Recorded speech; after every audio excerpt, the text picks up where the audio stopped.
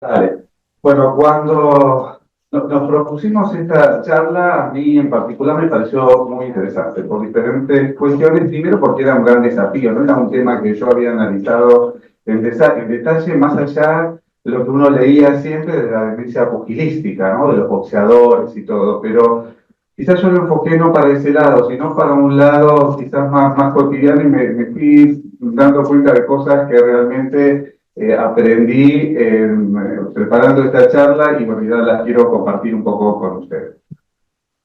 Entonces, primero, el punto estaba puesto en tratar de ver de definiciones, de qué estamos hablando, porque vos entrás a ver y hay un montón de definiciones y no sabés realmente de qué estamos hablando. Entonces, uno puede encontrar el término traumatismo craneoencefálico leve, una pérdida transitoria de la conciencia u otra alteración del estado mental en el momento de la lesión. Fíjense ahí el jugador de fútbol americano tirado ahí en el piso inconsciente, con una puntuación en una escala que ahora vamos a ver, que es la escala de Glasgow de 13 a 15, de por lo menos 30 minutos después de la lesión, con amnesia postraumática, acá debido a fuerzas de contacto. Por eso también puede ser un accidente automovilístico, ¿no? Y alguien queda inconsciente en el piso.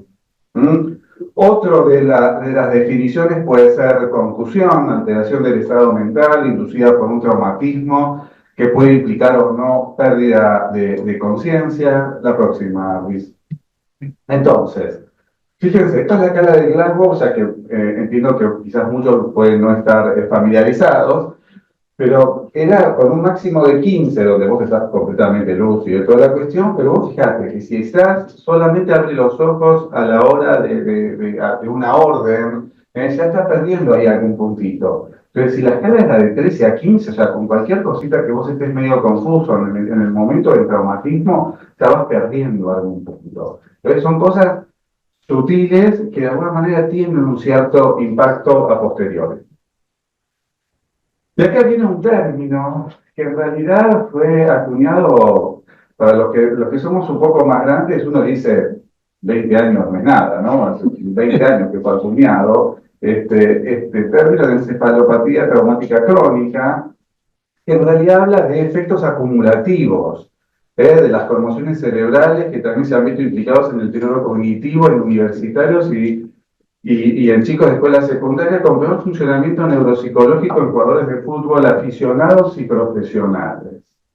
Entonces ya empezamos a hablar de pequeños traumatismos, entre comillas, que quizás no quedó palmado en el piso confuso o inconsciente. ¿Mm? Eh, la próxima. Yo recordaba que hacía años atrás había habido una película que yo no había visto, y para preparar esta charla la vi, y dije, bueno, a ver, ¿de qué se trataba?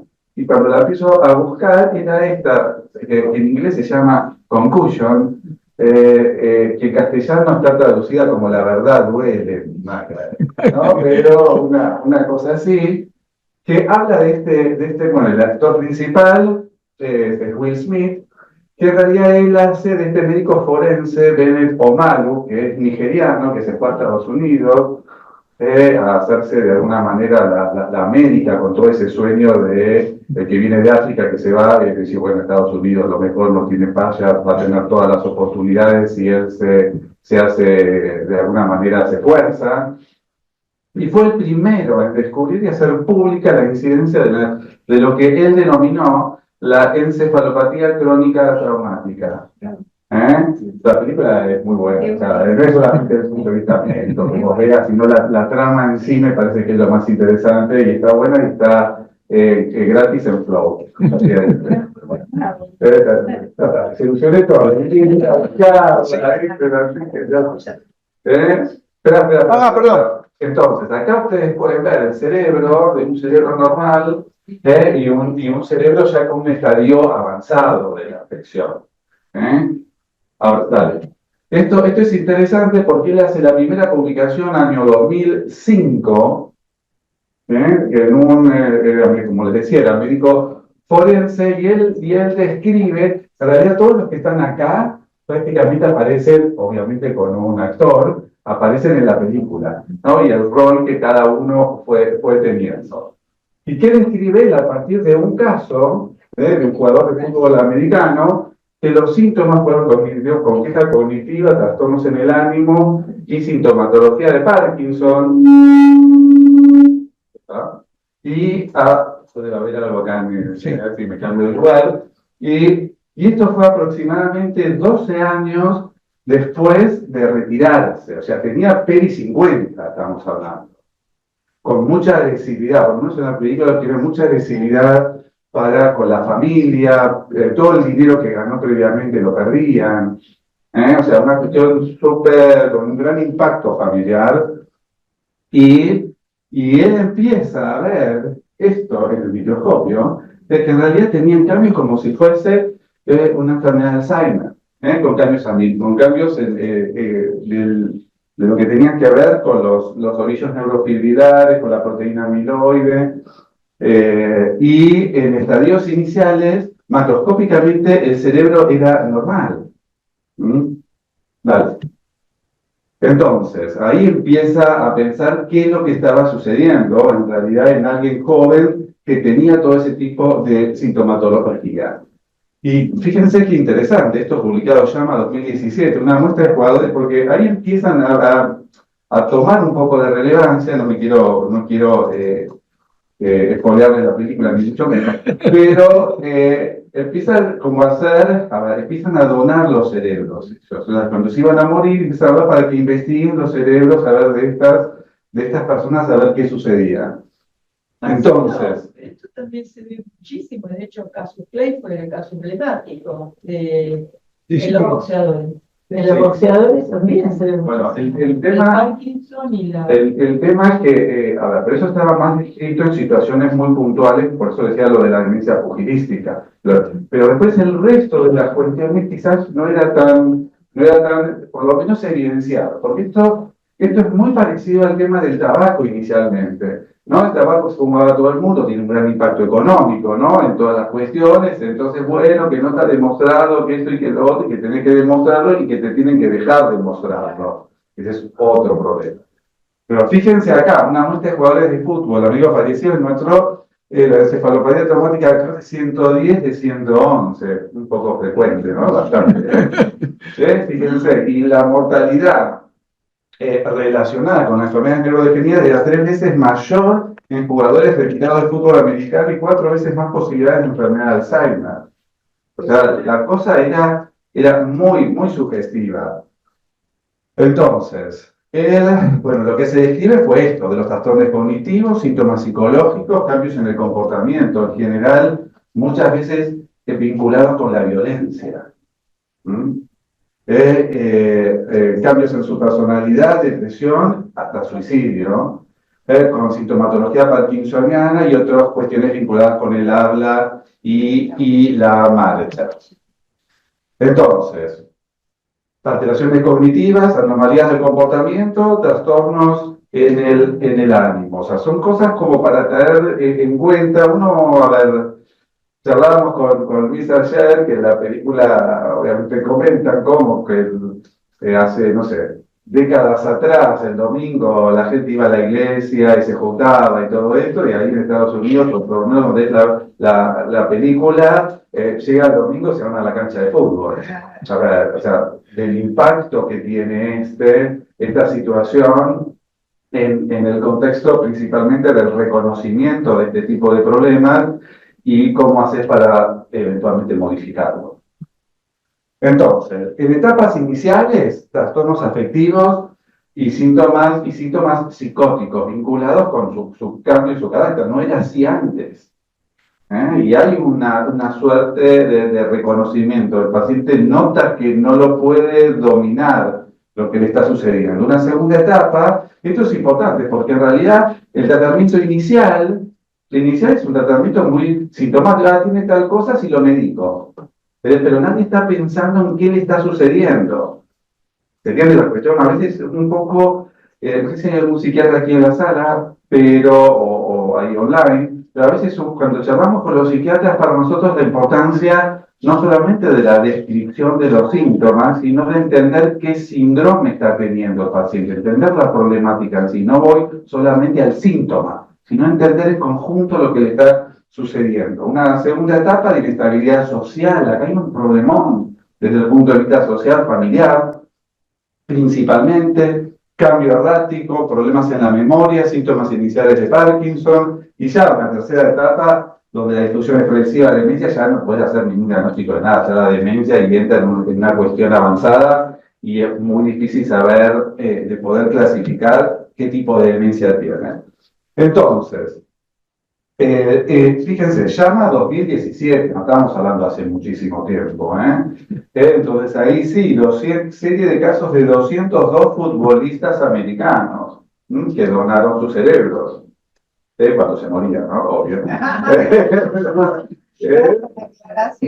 Para analizarlos, y hay en esta clasificación, es una clasificación prácticamente de 4 puntos, ¿no? Uno, esta encefalopatía en estadio 1, estadio 2, estadio 3 y estadio 4. Ustedes fíjense, no se lo puedo parar porque acá acopla, fíjense las lesiones, cómo van aumentando, y esto también va a estar relacionado a la sintomatología. Las mayores lesiones, obviamente, el cuadro va empeorando. Bueno, acá espero que se vea bien. En este trabajo uno ve cómo cuando la gravedad de la encefalopatía, un estadio leve, en este caso el número de pacientes fueron 27, los síntomas de conducta, de estado de ánimo o de conducta en general, fíjense, ya en estadios leves el 96% tenía síntomas. ¿Verdad? O sea, leves desde el punto de vista de la anatomía patológica. Esto no sale en una tomografía ni en una resonancia común. No sale. En cambio, ya en estadios graves o severos, bueno, obviamente el porcentaje 89, pero hay que ver dónde hicieron el corte. Con los síntomas cognitivos, ya el leve, el 85% ya tenía síntomas, obviamente a mayor severidad peor. Y ya con signos de demencia ya tenían también los pacientes con estadios leves. En esta serie que salió en Nature Medicine, la revista inglesa, una de las más representativas de nuestra especialidad de la geriatría, que se publicó en el 22, ahí la demencia, si nos paramos desde el punto de vista de las enfermedades neurodegenerativas, vemos que la demencia vascular quizás fue mayor que el del Alzheimer. Entonces es interesante cómo se va entremezclando lo que nosotros que vemos adultos mayores, 80, 85 años, los evaluamos, el diagnóstico de demencia más frecuente que nosotros vemos son las mixtas entre lo vascular y la demencia. Bueno, en este caso, el tema de la demencia vascular fue mayor que el Alzheimer. La próxima. Y cómo se van entremezclando los síntomas de Parkinson. Este trabajo que salió en JAMA Neurology fue hace 2 semanas. O sea, siguen publicándose trabajos, así que en estos últimos, vos ves la bibliografía de los últimos 5 años, hacen un pico, que realmente vos ves que la comunidad científica le está dando bolilla a este tema. Ellos en este trabajo lo dividen con Parkinson y sin Parkinson. Bueno, en este estadio, en general, principalmente en estadios más precoces, todavía no tiene la sintomatología de Parkinson, sino aparece después, pero es muy frecuente que aparezca. Y lo interesante de acá es la edad media de morir. Fíjense, lo que no tienen Parkinson, la verdad que es tremendo. O sea, es tremendo, no sé si el tema del Parkinson tiene algún efecto protector o no. En la situación, calculo que no. El tema de los suicidios no es un tema menor. Sí. Así que a tener en cuenta, obviamente en situaciones más avanzadas que tienen parkinsonismo, la tasa de demencia es altísima. Obviamente, como sabemos, con Parkinson, con la demencia de cuerpos de Lewy, el tema de las alucinaciones, el tema de los trastornos en el sueño, trastornos que tienen un problema en el sueño REM, que es la fase del sueño que nosotros soñamos. ya tienen sueños vívidos, se despiertan de noche. Obviamente que el dormir no es un dormir de lo más adecuado y adecuado posible. Y esto está muy vinculado con los trastornos, o sea, con los depósitos de todas estas sustancias a nivel de la sustancia negra, es el sistema nerviocentral cuando lo van investigando, y esto está relacionado también con el estadio de la enfermedad. A medida que la enfermedad va avanzando, la pérdida neuronal es más marcada y los síntomas son importantes. Este gráfico que salió en esa llama de hace un par de semanas atrás, es interesante cómo la asociación desde ya entre la edad del envejecimiento con la arteriosclerosis y los cuerpos de Lewy, estos cuerpos de inclusiones citoplasmáticas que se ven en la enfermedad de Parkinson y en la enfermedad de los cuerpos de Lewy, o sea, depende de dónde van a estar en el sistema nervioso central, que a su vez, si existen impactos, o sea, golpes repetitivos, y acá no te está hablando de ese golpe tremendo que quedó nocaut en el piso, sino de los traumatismos, entre comillas, microtraumatismos de golpes en los deportes. Entonces, todas esas cuestiones van apareciendo, o sea, la posibilidad de llevar a la pérdida neuronal es mucho mayor, y desde ya, en este caso, al parkinsonismo, que es lo que quedaron en este trabajo. Entonces, uno se preguntaba, bueno, fenómeno, ¿y qué pasa en el tema del fútbol? Porque nosotros no tenemos tanto el fútbol americano, aunque acá hay una liga de fútbol. No sé si ustedes sabían, yo tengo un paciente joven, así que voy a tratar de ponerlo en aviso, pero que está en la liga de fútbol americano acá en la ciudad de Buenos Aires. Son varios equipos. Pero bueno, a ver, ¿qué pasaba un poco en el tema de los profesionales del fútbol de nuestro? En realidad es una corte retrospectiva de gente que ya se había jubilado del fútbol, ¿no? Entonces comparaba la mortalidad por enfermedades neurodegenerativas en futbolistas profesionales versus controles, y la mortalidad por enfermedades neurodegenerativas como causa principal. O sea, acá lo que analizaban eran los certificados de defunción. 3 veces más. Fue 3 veces más. Sí, más de 3 veces, casi, sí, casi 4. Qué bárbaro. O sea, que en el certificado de defunción aparece trastornos neurocognitivos, ¿no? Y encima también lo que vieron ellos fue los medicamentos que venían tomando. Porque también quizás no aparecía en el certificado, pero tomaban medicamentos para el deterioro cognitivo. Entonces también la posibilidad de ser casi 5 veces más tomaban medicamentos. Bueno, en este mismo trabajo, bueno, se ven cuestiones, bueno, obviamente vinculadas con las enfermedades neurodegenerativas, y quizás les fue mejor desde el punto de vista cardiovascular, ¿no? Pues uno dice, bueno, son deportistas y, bueno, quizás siguieron con alguna cuestión, a eso les fue mejor, pero la parte neurodegenerativa no, y en la parte de abajo de la tabla, en realidad todas las enfermedades neurodegenerativas están implicadas. Y en ese trabajo, bueno, obviamente el Alzheimer fue más categórico. Bueno, acá ven otro gráfico, como en la medida que va avanzando los estadios y cómo va teniendo un componente frontal, y ahí quizás mucho tiene que ver esto con la conducta. Entonces, con la conducta, que ellos no pueden parar y se ponen muy agresivos. Y trae muchísimo problema, yo insisto, en la cuestión familiar.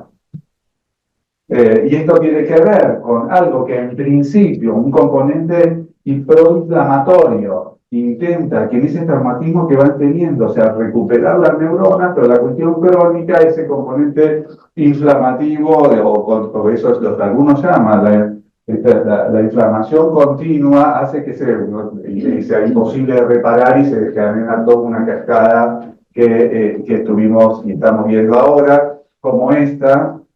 Entonces, cómo se va rompiendo todo lo que tenga que ver con los microtúbulos, y empieza a aparecer mucho más la proteína tau fosforilada, los orillos neurofibrilares y las placas de amiloides. Bueno, como Luis usó el chat GPT, yo también usé el chat GPT. Personalmente me gusta. Tiene algunas cosas que me gustan y que complementan muchas cosas. ¿Por qué?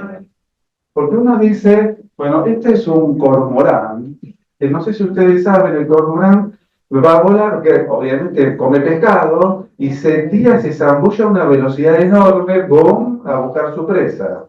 Entonces uno puede pensar, tiene microtraumas de cerebro continuamente, ¿no? O varias veces por día que va a comer.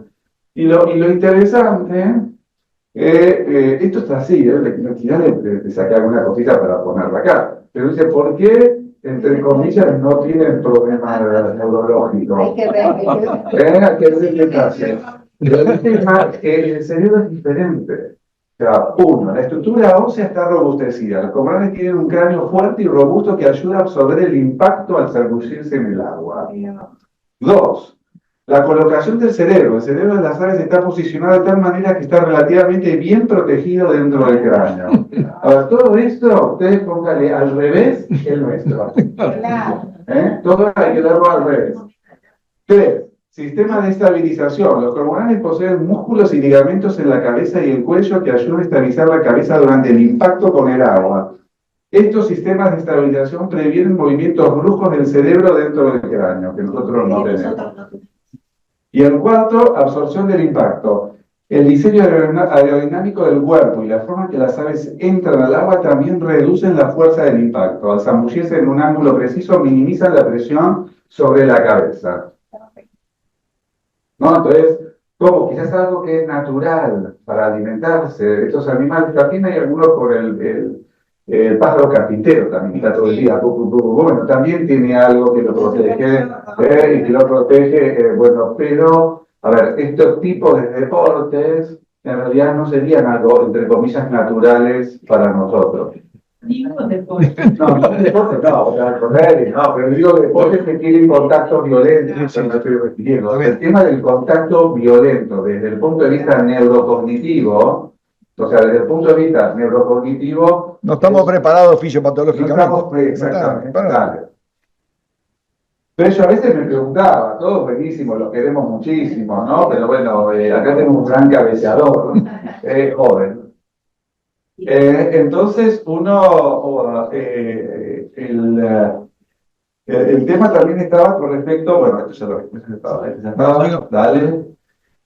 También yo recordaba hace unos años, entonces por eso cuando tocó esta charla, uy, me acordaba por un lado de esa película que yo no había visto y por otro lado me acordaba que algo había salido y empecé a buscar y encontré esto, bueno, en el 22 en Clarín la Football Association aprobó temporalmente la prohibición de golpear la pelota con la cabeza en los partidos del sub-12, con posibilidad de hacerlo de forma permanente a partir de la temporada 23-24. Yo no encontré si hay algo de esto, que teóricamente ahora debería estar saliendo algo, no sé, todavía no encontré nada, si acá hay alguno hábil en las redes o algo de buscar, a ver si hay alguna cosa que yo no encontré, pero... A ver, uno ve toda esta evidencia de este último año y dice, bueno, escucha, bueno, mis hijos no son futbolistas, ni mucho menos, pero bueno, a ver, el hecho de que uno empieza a pensar, a ver qué está sucediendo, principalmente, esta es la foto que sale mismo en esta publicación. Entonces, en la actualidad no existe ningún síndrome clínico muy específico, ¿no? Y las características de la neuroimagen u otro biomarcador que haya demostrado identificar de forma fiable a estos pacientes. O sea, hay mucho que se está investigando, que está saliendo estos últimos años, como vimos recién, pero todavía queda mucho por ver. Y del mismo modo, no se conoce ninguna modalidad de tratamiento que mejore los resultados a largo plazo, más allá de tratar de evitar cuando antes este tipo de cuestiones, ¿no? Pero no hay ningún tratamiento en sí. Bueno, y como conclusión, bueno, la encefalopatía traumática crónica es frecuente en los deportes populares de contacto. Los síntomas del estado de ánimo, conductuales y cognitivos son los más frecuentes. Y es imperativo el reconocimiento de esta problemática para tratar de implementar alguna nueva reglamentación. Bueno, gracias. Muy bueno. Muy bueno. Vos manejaste la pregunta y yo mientras tanto,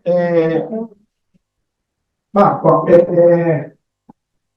comentaste lo de Picapiedra, y en la película te aparece que el Picapiedra tiene como una lengua que lo protege entre la calota y el cerebro, tiene un tejido como si fuese una lengua que lo protege.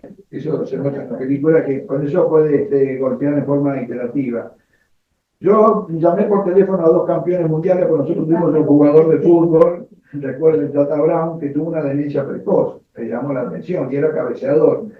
Los dos, yo que los llamé, no me contestaron, no me respondieron a 2 campeones mundiales. A ver si en la vida cotidiana era un gran cabeceador y cabeceaba muchas veces, digamos, ¿no? Porque todos recordamos el famoso gol que le hizo a Alemania, el primer gol, que resulta sumamente entretenido. Y yo saqué este tema que le dije a él, mira, es un tema muy importante porque es un deporte que tiene mucha práctica y nosotros tenemos el rugby. El rugby ni siquiera tiene casco. Claro, hay una posición que hablan el crown, que particularmente el casco porque chocan con la cabeza. Chocan, y entonces la posibilidad realmente asusta. La verdad que cuando uno ve estos datos se te asusta. Y muy interesante lo que vos contaste, porque quiero reforzar, los síntomas son conductuales. La demencia aparece al final. Los tipos esos que se ven en la película y en otros casos que yo he visto. De hecho, hay una serie americana que trata sobre detectives de Nueva York que van tomando distintos aspectos de abuso sexual. Una serie viejísima. Un día vi una especie de un jugador de rugby, jugador súper famoso, ya retirado, porque el tipo entraba a todos lados y era la persona más querida y empezaba a hacer cosas raras. Pero como era una persona tan querida, nadie lo criticaba. Porque todos estos jugadores, a muchos, ¿qué les pasa? Se deprimen después que dejan de jugar. Son grandes estrellas, ganan mucho dinero, chicas. ¿Aló? ¿Señor? Hola Edith, ¿me escuchas? A ver. ¿Me escuchas? Sí, sí, se escucha perfecto. Bueno, ¿tú escuchas bien? No te veo bien, solo la parte de su cara. No sé cómo se hace. ¿Más atrás? ¿Así? No. No, hay que... ¿Aló? ¿Menos? Hay que bajar la pantalla. Así, muy bien. Muy bien. ¿Ahora? ¿Está bien? Excelente. ¿Cómo estás? Muy bien. ¿Aló? Sí, muy bien. Gracias, Michelle, por estar. Gracias a vos. Bueno, es un gusto para mí presentar a Michelle Aviv, que además de ser un gran amigo y que ha venido muchas veces a Buenos Aires, particularmente en esta charla que es de lóbulo frontal y sentido moral, como dice, fundación de una neuroética. Él ha escrito un libro que a mí me abrió el panorama de la función del lóbulo frontal, que justamente se llama Los lóbulos frontales, que leí hace unos años.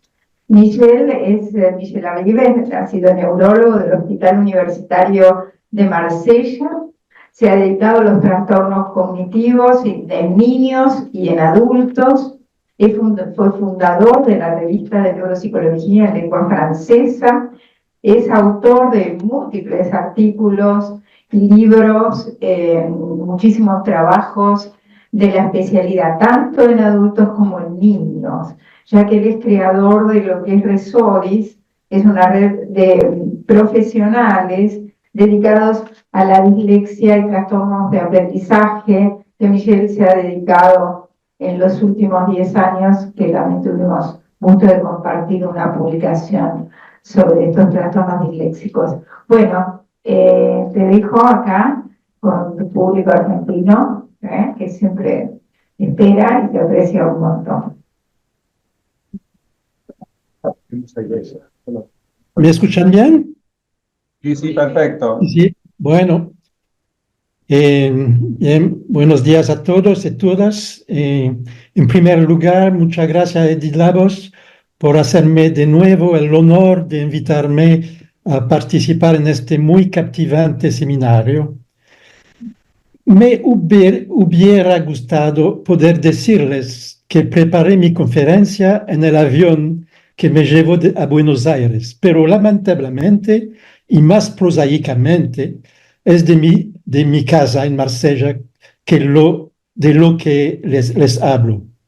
No obstante, eso me da la agradable ilusión de ser un poquito, al menos virtualmente, cerca de ustedes. Espero tener la oportunidad de venir en persona, físicamente, en otra próxima ocasión. El tema de mi ponencia de hoy se refiere al lóbulo frontal y el sentido moral que propongo abordar en tres partes.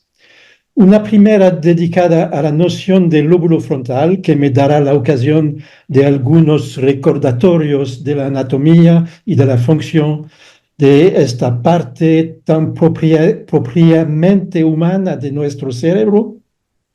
Luego se discutirá la contribución de la patología en el conocimiento de los mecanismos de toma de decisiones sociales y morales, que enlazará con la tercera y última parte dedicada al sustrato cerebral del sentido moral a través de algunos ejemplos de las investigaciones actuales sobre el tema, antes de concluir con algunas pistas y consideraciones sobre lo que podría ser en el futuro una nueva disciplina dentro de la neurología, la neuroética.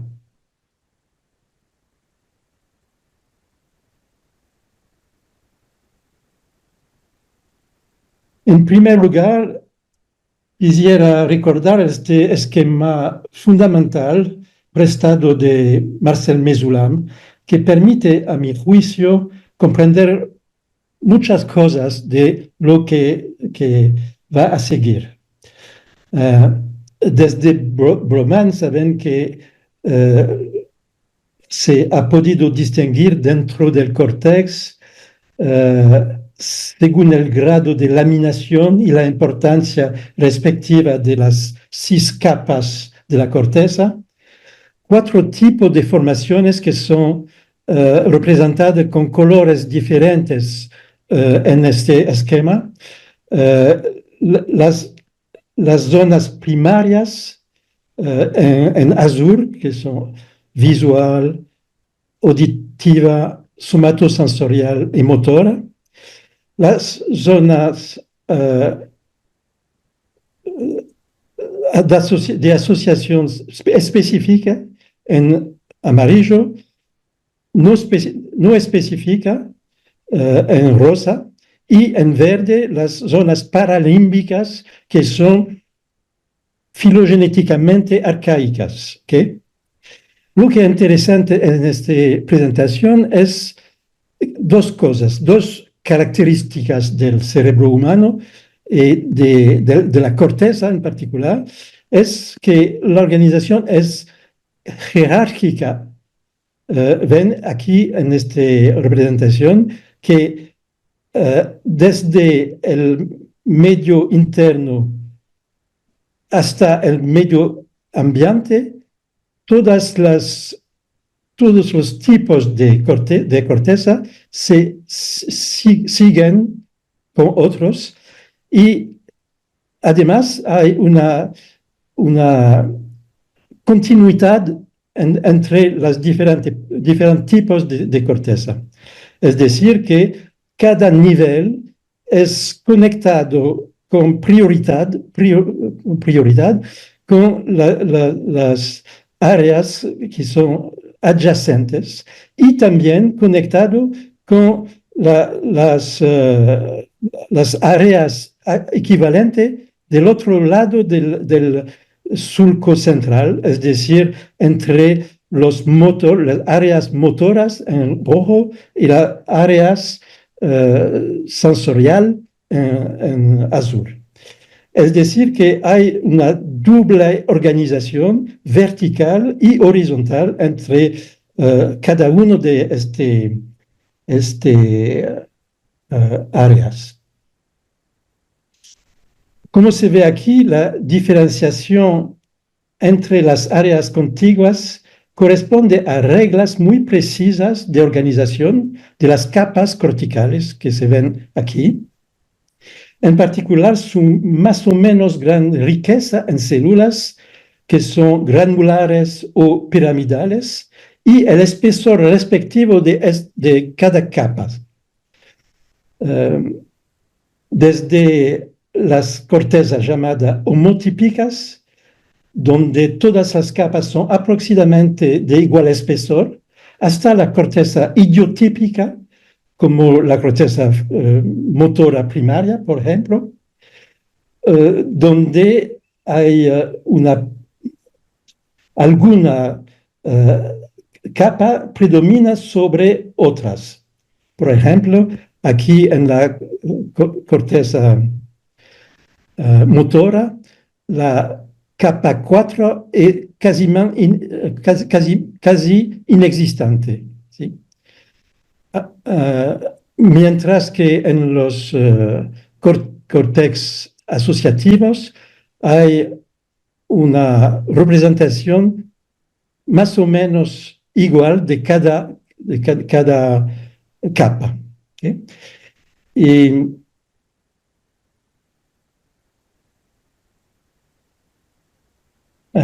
ahora me gustaría mostrar algunas imágenes que tienen solo para el propósito de recordar la anatomía del lóbulo frontal, insistiendo en una visión jerárquica de las diferentes zonas que lo componen. En primer lugar, al extremo de esta jerarquía, la corteza motora y premotora, encargada, como lo saben, de la iniciación, de la ejecución del gesto motor. Después que se continúa hacia adelante con el córtex prefrontal, que ha adquirido una importancia mayor a lo largo de la evolución, a su vez compuesto de múltiples zonas con diferentes funciones. Y en la cara lateral, el córtex prefrontal dorsolateral, muy conocido por habilitar las mayores funciones ejecutivas dichas frías, conocen oposición entre funciones ejecutivas frías y calientes que ahora son clásicas. Ahora sobre la cara medial o interna se encuentra la corteza prefrontal dorsomedial, que sería una forma de panel de control que codifica la intención, la acción y la recompensa también, y una forma de distinción entre self y otros. La corteza cingulada anterior, que es especializada en la inhibición de distractores, resistencia a la interferencia y flexibilidad.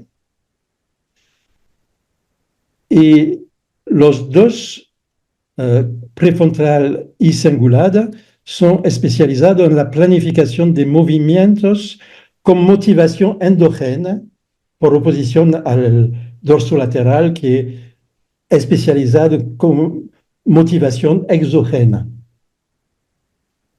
Aquí la corteza frontopolar, probablemente la parte más misteriosa del lóbulo frontal, con un papel de alto nivel, a la vez de control cognitivo y emocional complejo. Se compone de dos partes, FP1, que es más lateral, con un papel principalmente cognitivo de guardar vivo el objetivo principal de la tarea a lo largo de las etapas intermediarias de la tarea, y FP2, en posición más medial, que es involucrado en el switching emocional y las tareas de cognición social.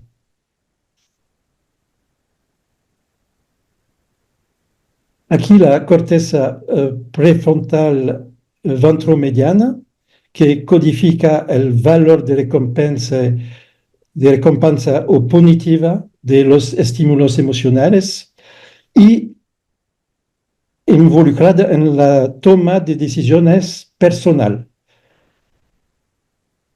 Y la corteza orbitofrontal lateral, que integra el contexto y orienta la elección entre diferentes opciones para toma de decisiones, especialmente sociales.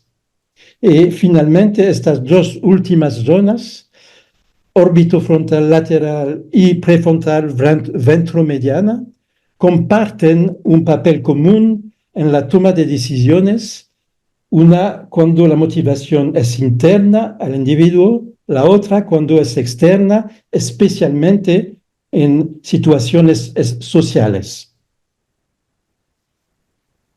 Toda esta zona ventral y medial del córtex prefrontal es parte integrante del famoso sistema de recompensa que funciona, lo saben, principalmente gracias a la secreción de dopamina por el área tegmental del tronco cerebral aquí, y la presencia de una etapa crucial que es el núcleo accumbens, o se llama estriato ventral, verdadero centro cerebral de la motivación que afecta un peso motivacional a los señales de recompensa. Estas dos mismas zonas ventrales son implicadas con otro núcleo, el núcleo amigdalino, aquí, en la evaluación de la saliencia emocional de los estímulos y mantienen, además, relaciones intensas y complejas con las regiones mediales dorsales situadas más arriba, aquí, el famoso panel de control. ¿Okay? Esta diapositiva es un poco compleja, pero aporta, a mi juicio, información valiosa sobre la organización celular de estas últimas zonas frontoorbitarias y frontopolares, que veremos son muy importantes por el resto de mi exposición. Así se demuestra por los estudios arquitectónicos una sucesión progresiva de la parte posterior aquí hasta la parte anterior, que corresponde a este córtex aquí, ¿sí? De una corteza que se dice agranular, que son el característico del corteza motora, hasta una corteza completamente laminada que corresponde al isocórtex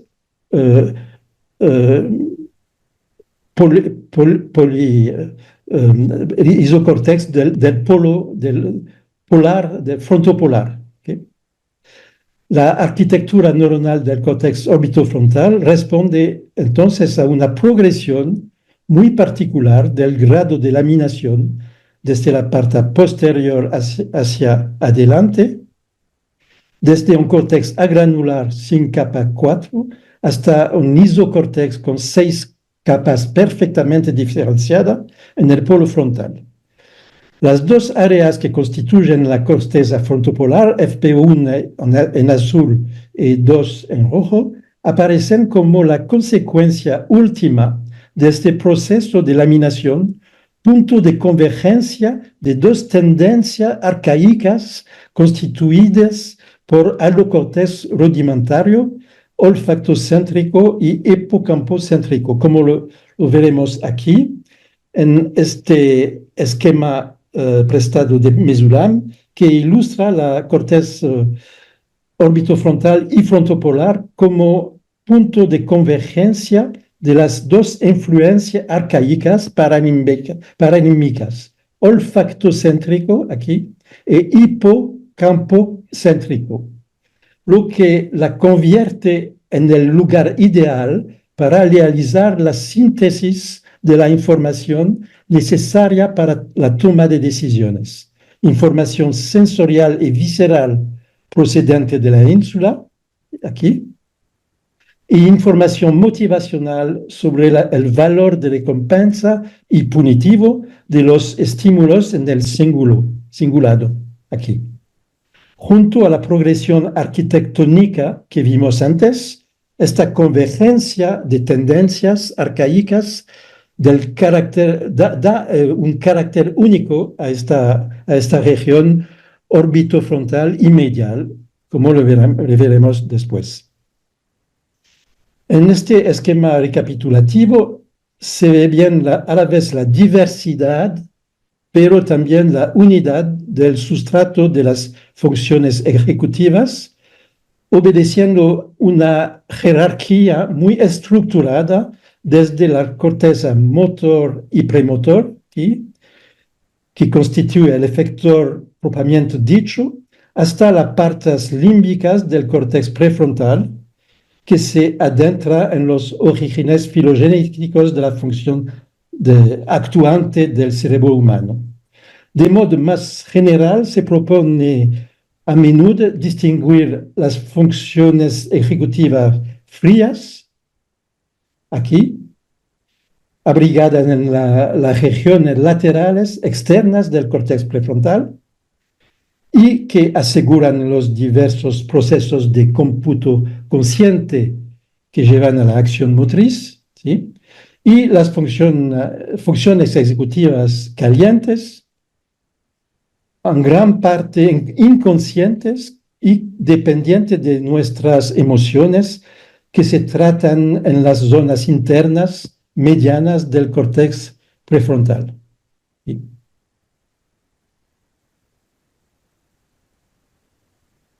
Ahora, el conocimiento del papel funcional de las diferentes zonas del córtex frontal se ha enriquecido recientemente con la aportación de los métodos de IRM de conectividad al reposo, en inglés RC-MRI, o Rest Connectivity MRI, ¿okay?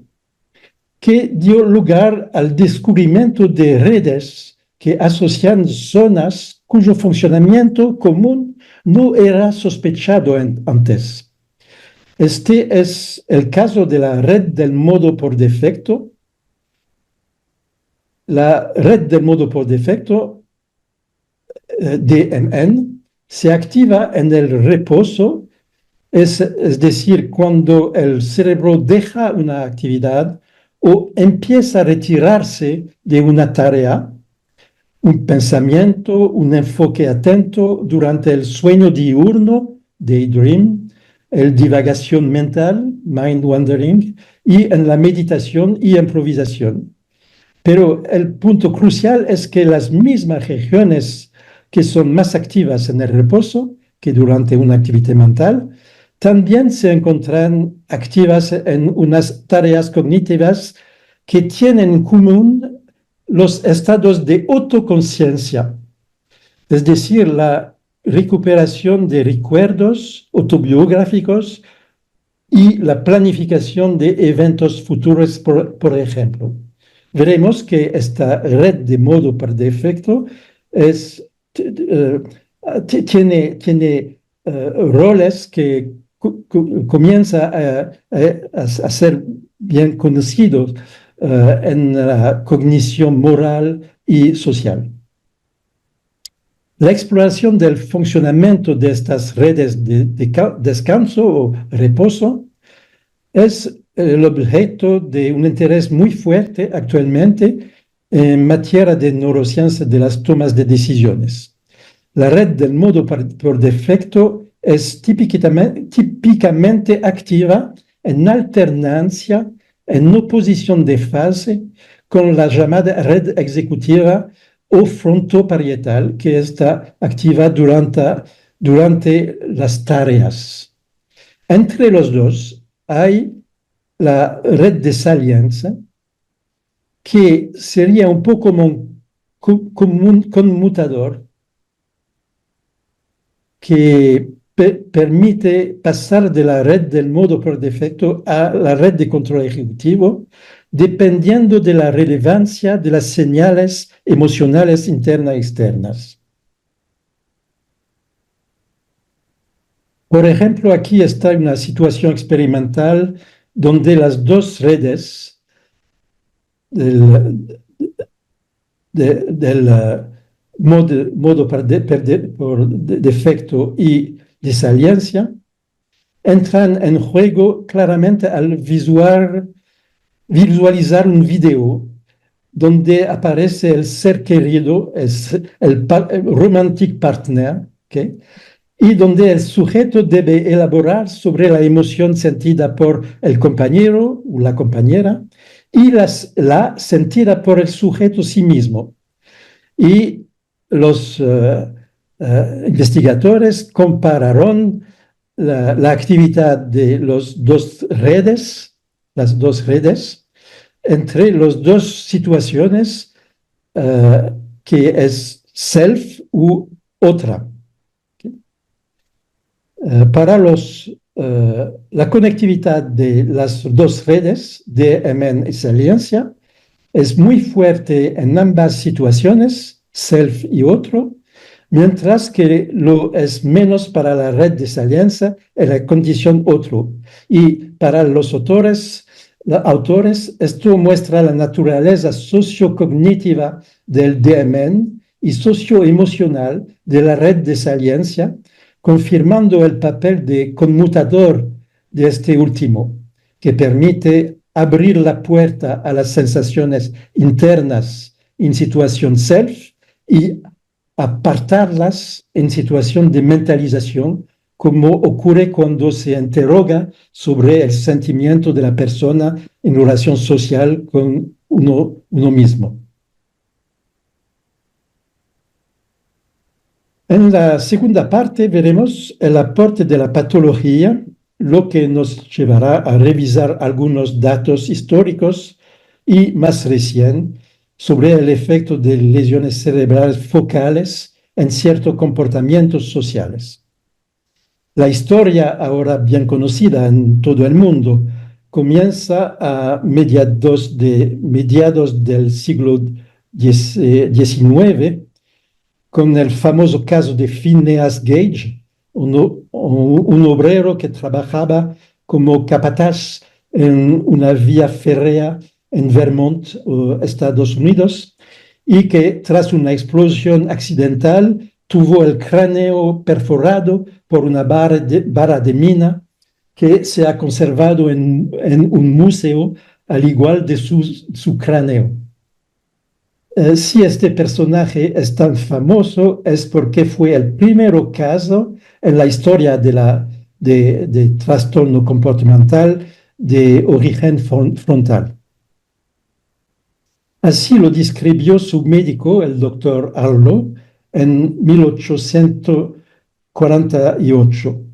Antes de su herida, aunque no había ido a la escuela muchísimo, poseía una mente fina y clarividente y era considerado por sus allegados como un trabajador sagaz, inteligente, enérgico y perseverante. Ahora es impulsivo, irreverente y en ocasiones se permite las blasfemias más groseras, lo que antes no era habitual en él, manifestando muy poco respeto por sus compañeros, no tolera las restricciones o los consejos cuando están reñidos con sus deseos y muchas veces es obstinado de modo pertinaz, aunque caprichoso e indeciso, concibiendo numerosos planes de operaciones futuras que, tan pronto como son organizados, abandona a su vez por otros que le parecen más viables. Su forma de ser cambió totalmente, tan radicalmente que sus amigos y conocidos decían de él, "He is no longer Gage", ya no es Gage. Así vemos las dos facetas de este síndrome frontal, la pérdida de las convencionalidades sociales que llevan al sujeto a encontrarse totalmente aislado socialmente y la dificultad en las elecciones y decisiones personales, lo que muestra en ambos casos un defecto de conversión de las señales emocionales en una decisión de actuar y, en definitiva, una incapacidad para proyectar en el futuro las consecuencias de sus actos del momento presente. En los años 90, inspirados del caso de Phineas Gage, Damasio y Antonio Damasio, que es muy conocido, un gran neurólogo americano, y sus colegas publicaron una serie de estudios innovadores sobre la toma de decisiones en pacientes con daño a la corteza prefrontal ventromedial, una de las regiones dañadas en el famoso caso de Phineas Gage. Los pacientes eran fascinantes porque su toma de decisiones en la vida real estaba claramente afectada por sus lesiones, pero sus déficits no se detectaron utilizando medidas neurológicas estándar clásicos de la función ejecutiva. Además, estos pacientes no mostraron signos de deterioro en la prueba clásica de razonamiento moral de Kohlberg. En otras palabras, sus profundos cambios de comportamiento no afectaban su capacidad intelectual en general, ni su capacidad de juicio moral en particular. Frente a esos casos, Damasio propuso que el cuadro clínico comportamental de esos pacientes sea llamado sociopatía adquirida, ya que las mayores dificultades resultan de la pérdida de sus capacidades a ajustar su comportamiento a las exigencias sociales. Para explicar el mecanismo del déficit subyacente a un tal defecto de las lesiones orbitofrontales, Damasio y su equipo propusieron la hipótesis de los marcadores somáticos, según la cual la lesión orbitofrontal impediría formar y o evocar el recuerdo de la asociación entre una experiencia emocional visceral y el contexto emocional o social que la ha producido. Este mecanismo permitiría explicar tanto el déficit de toma de decisión, especialmente social, como el cambio de comportamiento de los pacientes. En la tarea de juego de Iowa, o gambling test de Bechara, los pacientes con lesión frontal ya no son capaces de adaptar su comportamiento al grado de pérdida o de ganancia de las cartas que deben sacar, a diferencia de los sujetos de control, aquí, que aprenden inconscientemente a limitar sus extracciones de las pilas desventajosas en favor de las pilas ventajosas. Además, ya no presentan las reacciones vegetativas habituales durante los tirados de riesgo.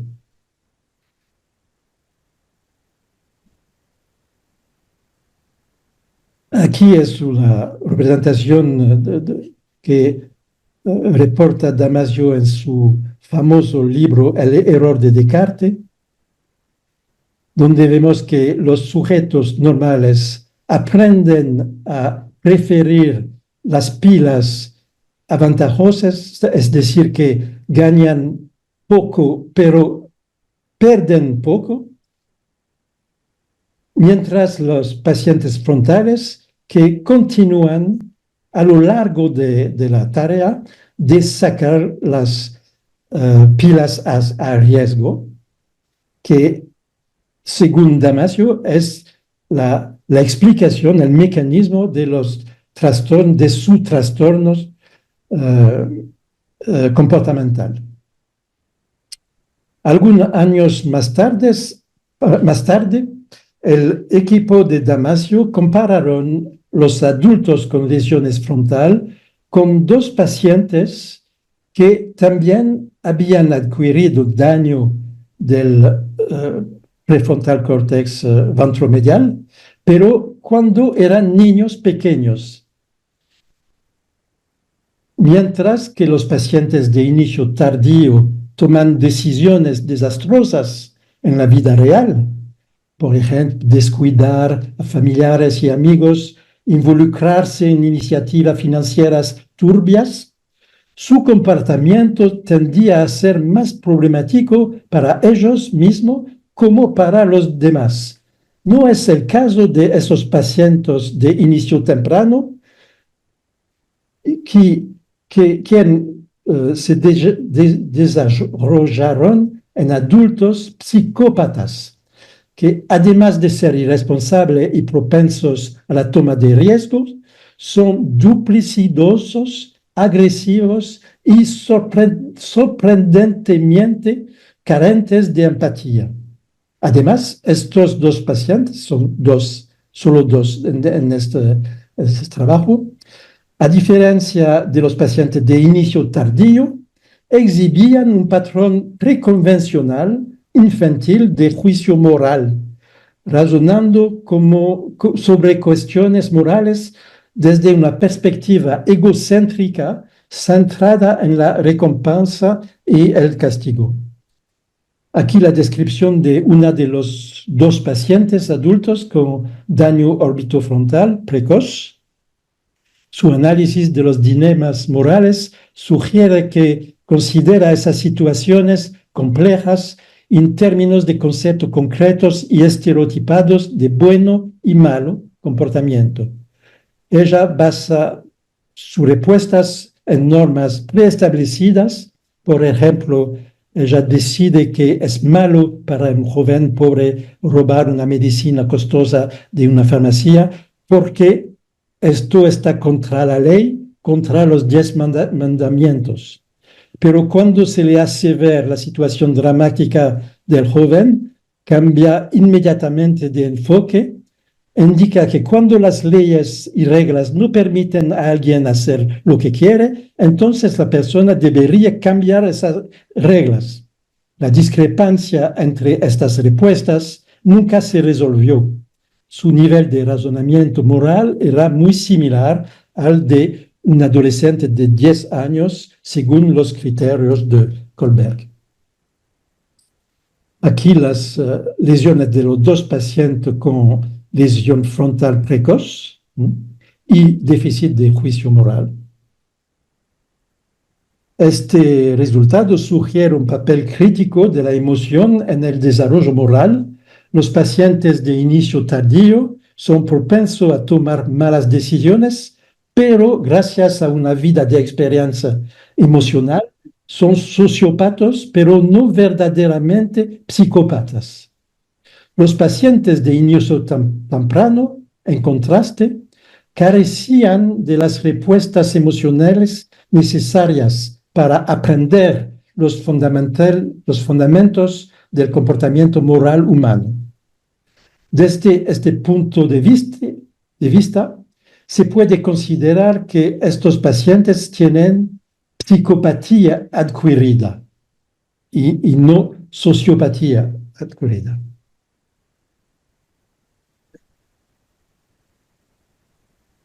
Para concluir este capítulo, quisiera referirme a un caso que examinamos hace algunos años en el marco de la evaluación forense de las secuelas de un traumatismo craneocerebral. Es el caso DB, de 32 años, tras una lesión traumática que afectó de manera asimétrica sus dos regiones frontoorbitales, como se ve en la IRM, no señalaba haber perdido el sentido de lo bueno y lo malo. Era un oficial de los servicios secretos argelinos, fue antes un profesional de alto nivel con muchas responsabilidades y con fuertes convicciones morales. Desde entonces había perdido su empleo y había tenido que contentarse con un puesto de guardia en un supermercado en Francia. Después fue tratado en psiquiatría por estado depresivo reactivo y se había hecho varias veces agresivo y amenazante, con lo cual, a pesar de su profesión, no era, según la opinión de sus allegados, su naturaleza en el pasado. Se había sorprendido de tener pensamientos de asesinato que nunca habría tenido antes e incluso haber estado muy cerca de pasar al acto, detenido en el último momento por el miedo a disgustarle a su esposa. Por lo demás, decía a menudo necesita confiar en la opinión de esta, su mujer, para saber qué es bueno o malo, para decidir lo que es bueno o malo. Son sus palabras. Además, afirmaba que tenía más necesidad que en el pasado de pensar, reflexionar antes de actuar. Sus impulsos agresivos, antes fácilmente reprimidos, no solo lo son más difícilmente, pero sobre todo ya no se canalizan naturalmente, pero solo después de intensa reflexión en función de sus posibles consecuencias en términos de recompensa y castigo. La evaluación neuropsicológica fue sin particularidades, no trastorno evidente de la memoria, expresa y razona de manera adecuada, la inteligencia verbal es correcta, la memoria también, pruebas frontales, evocación léxica, 18 palabras que comienzan con letra P en 1 minuto. Todo es más o menos normal, incluido el Stroop, solo una leve impulsividad cognitiva, y el Wisconsin, que cumple sin ninguna dificultad. La única anomalía en esta evaluación cognitiva fue observada en la prueba de gambling de Bechara, con una ausencia de progresión a lo largo de la prueba. Ven aquí la performance, el desempeño de sujeto controles que mejoran su performance a lo largo de la prueba, mientras que el paciente no progresa según los tirajes ventajosos, lo que sugiere un defecto de marcadores somáticos. Es decir, que finalmente la única herramienta que es capaz de demostrar una anomalía es esta prueba de gambling. Y tal vez lo más interesante son las reflexiones de su esposa que interrogamos. No he encontrado a mi marido de antes, dice la mujer. Ha perdido toda su madurez. Ya no puede manejarse, ya no toma ninguna iniciativa en la pareja, se ha vuelto temperamental, nunca ha recuperado su pasión por la ornitología, ya no hace nada, ya no quiere nada. Perdió a todos sus amigos que no soportaron su cambio de carácter, se negaba a verlos, se iba hacia la cara sin explicación, ya no hace concesiones en la sociedad, toma decisiones irreflexivas, necesita satisfacción inmediata de deseos. Hasta aquí la presentación es la misma que los otros pacientes de Damasio con sociopatía adquirida. Pero el resto es diferente. Parece que ya no cree en nada, que ya no sabe nada del bien y del mal, como un niño que todavía tiene todo por aprender. Él parece que lo ha perdido. Cuando aún vivíamos juntos, son divorciados, fuimos al cine a ver una película de guerra. Primero, no habría elegido este tipo de película antes. Además, sus reacciones me asustaron. Se regocijaba del sufrimiento de los heridos como si ya no sintiera nada. Sus comentarios eran aterradores. No entendía por qué el villano estaba en la cárcel, alegando que era abuso de poder y que cuando él estaba en la policía, nunca lo habría permitido. Esa noche decidí divorciarme.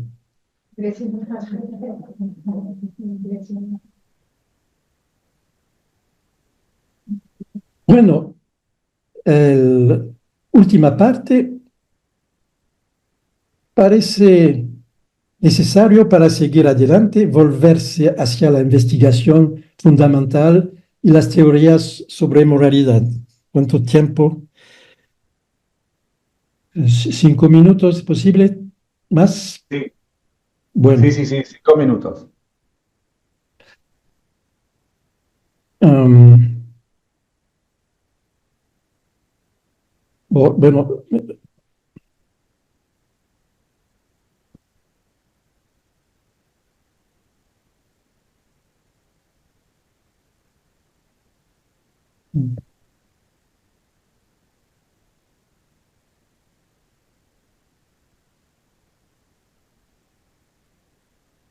un enfoque experimental ampliamente utilizado en la literatura, explorando el sentido moral, es lo del dilema moral, donde el sujeto tiene que hacer un juicio moral, tomar una decisión real o imaginada de naturaleza moral.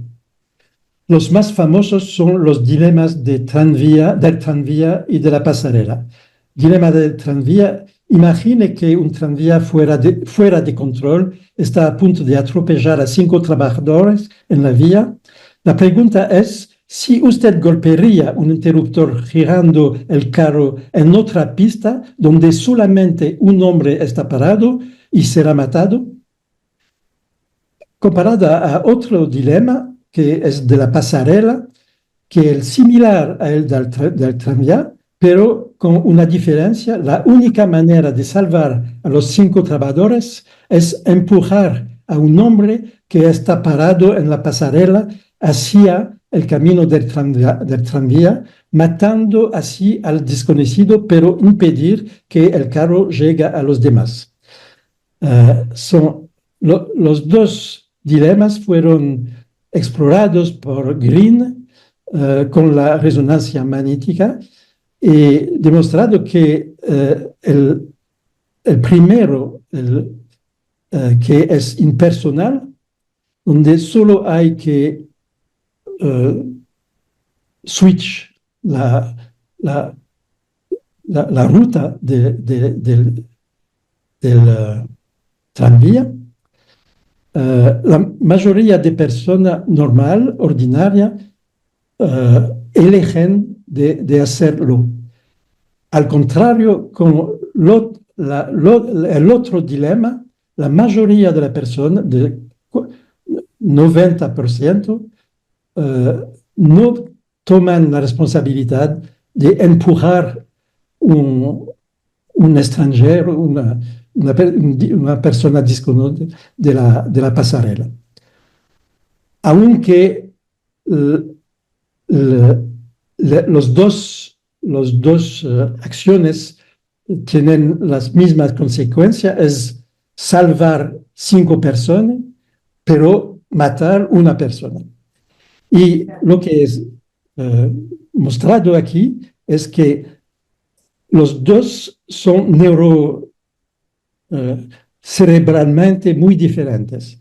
Es decir, que en problemas impersonal es la zona lateral del lóbulo frontal que son implicados, aunque mientras que en problema personal, como aquí, son zonas medial más relacionado al sistema emocional.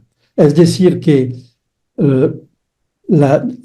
un dilema personal es muy emocional y un dilema impersonal es muy cognitivo.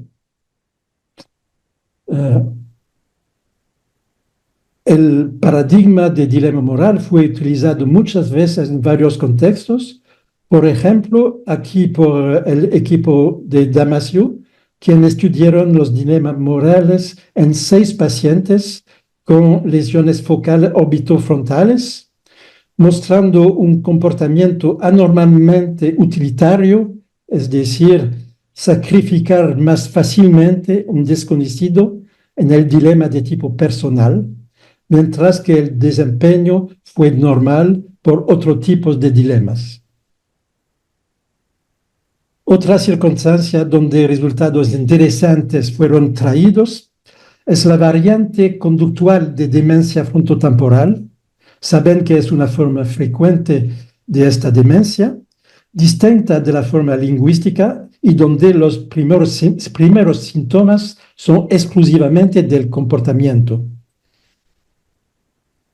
Según un protocolo clásico con cápsulas describiendo el dilema y pantallas de respuestas, 2 tipos de resultados fueron presentados. Abajo, los resultados de la correlación entre el nivel de atrofia cerebral, es decir, la pérdida de volumen cortical, y las respuestas emocionales al dilema de alto conflicto moral, que revela típicamente la zona límbica centrada sobre la corteza orbitofrontal. Y otro arriba aquí es la correlación entre la morfología del fascículo uncinato, que es un fascículo que une la corteza orbital y el polo temporal, y el grado de sentimiento frente a los dilemas, es decir, que el comportamiento moral alterado en la forma behavioral de demencia frontotemporal refleja la interacción dinámica entre el conocimiento conceptual social degradado y la capacidad de respuesta afectiva borrosa, atribuible a la atrofia de las cortezas frontales y temporales y al déficit de transferencia de información entre los dos. Aquí otro estudio todavía con la variante conductual de demencia frontotemporal, demostrado un déficit de conectividad de la red de saliencia sobre la red por defecto, lo que, según los autores, podría servir como pista terapéutica.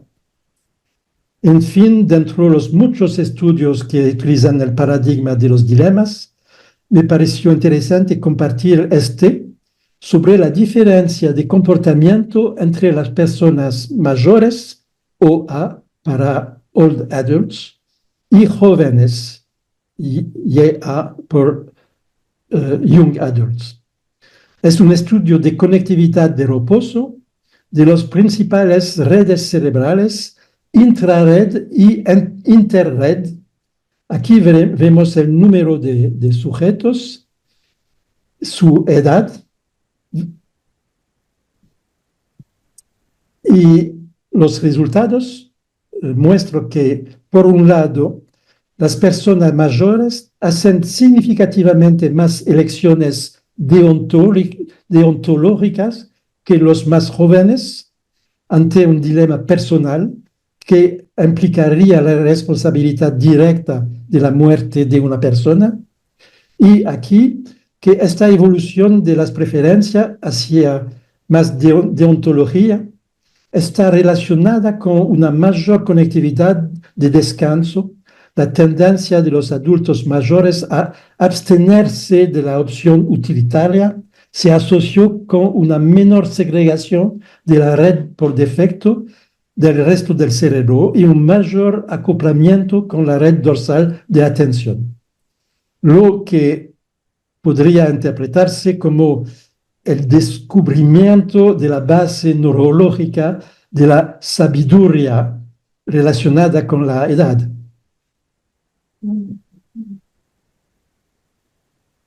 Finalmente, varias metaanálisis sobre las bases de conexión moral convergen fuertemente hacia un papel mayor de la región frontopolar, que hemos visto como centro de convergencia de los circuitos emocionales y cognitivos.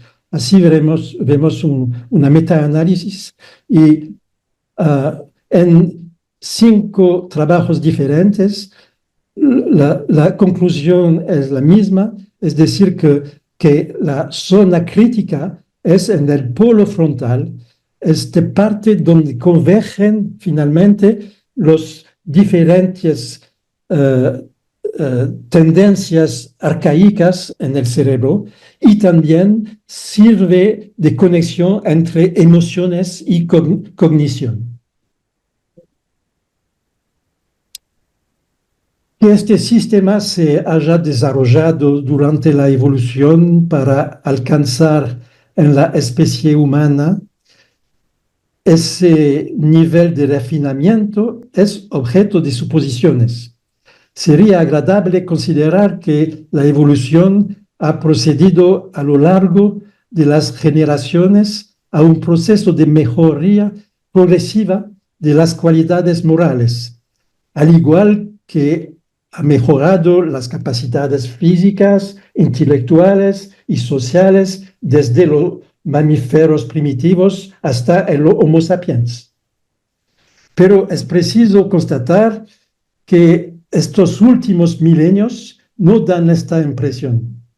Si hay un campo de la naturaleza humana que no ha conocido el auge logarítmico de todos los demás, es bien el sentido moral cuyo estancamiento a lo largo de las edades no se puede sino lamentar. Aquí algunos ejemplos. Bueno, gracias por su atención a todos.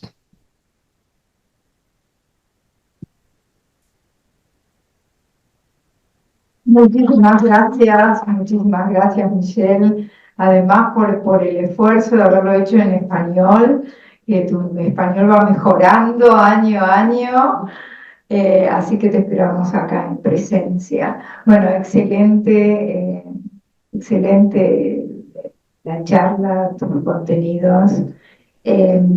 Así que vamos a ver si hay algún comentario, porque tenemos poco tiempo, que quieran hacer. A ver, ¿me ves un poco más o menos? Ahí me ves un poco más. A ver, ¿alguien un comentario? Preguntarle sobre la red. Una pregunta cortita, Michelle, con respecto a eso de la red por default, o sea, que es cuando uno estaría como descansando, o sea, cuando uno no está activo, en realidad uno sigue estando activo, ¿no? Puede pasar una cosa así, que de alguna manera uno pueda tener algunas cuestiones vinculadas con pensamientos productivos o algo así en ese tipo de etapas cuando uno está descansando. ¿Entendí bien yo? No entiendo bien. Puede... Si en la etapa que está de la red por default, De la red por defecto, sí. de la red por default, en realidad uno continúa estando activo o eventualmente productivo en cuanto al pensamiento o a ideas. No estoy segura de entender bien, pero es decir que... Alors, si à la red pour default, tu peux continuer à produire, de penser, tout ça, même dans ce moment. Cuando es activa. Oui. También cuando es activa, sí. Lo que he comprendido es que es todavía activa en todas las acciones, pero es la balanza, el equilibrio entre las diferentes redes que varíe según, dependiente del tipo de actividad. Y que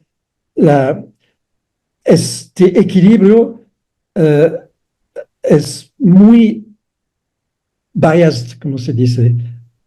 Sí, oui, oui, avec variación. Es muy fuerte en la red por defecto cuando eh, la, la- la tarea es eh, centrado en el interior de la persona, Sí. par oposición a otras tareas que son abiertas al exterior. Y el equilibrio se modifica a este momento. Y lo que es importante es que entre los dos, la activación eh, del sistema cognitivo y la actividad del sistema por defecto, hay este sistema de valencia que parece cada vez más importante como un interruptor entre los dos. Y este interruptor hay un papel que toma cada vez más importancia cuando el conocimiento avanza. Claro, más en la clínica, ¿no? Bueno, muchísimas gracias, Miguel. Muchas gracias. Gracias y apologías por mi español, que es muy mal. Bueno, bueno, seguimos con el seminario. Entonces, María Elena Guajardo, ahora empezamos con el Ateneo Clínico, ¿sí? Vinculado a este tema de la violencia.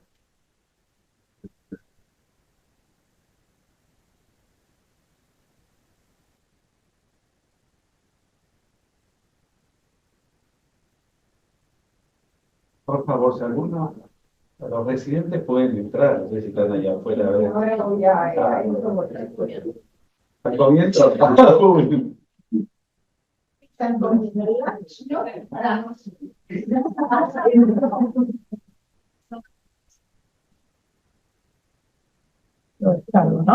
Presentación, ahí está, presentación. Ok. ¿Qué te presento?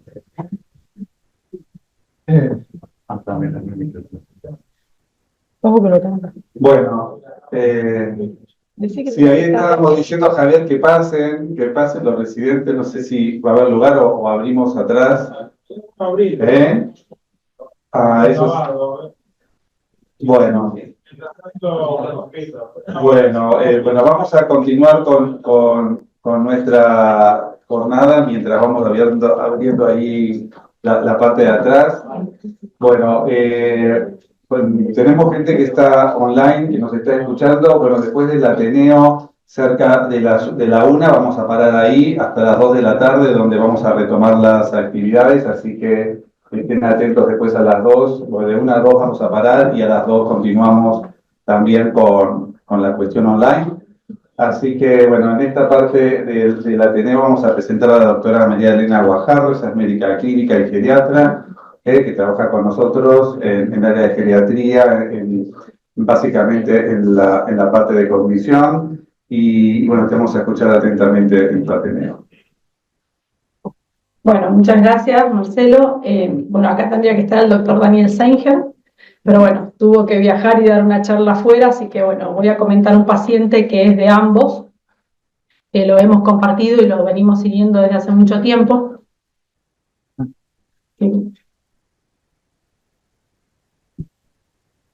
Entonces, bueno, lo conocemos los dos, así que la idea era presentarlo, siguiendo un poco la temática de este taller en cuanto a violencia y cognición.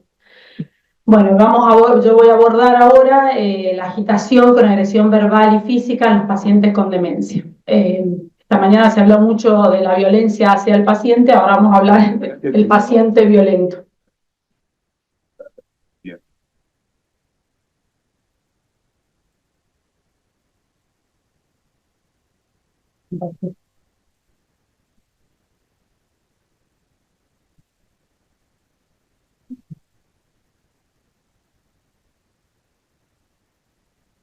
¿Está?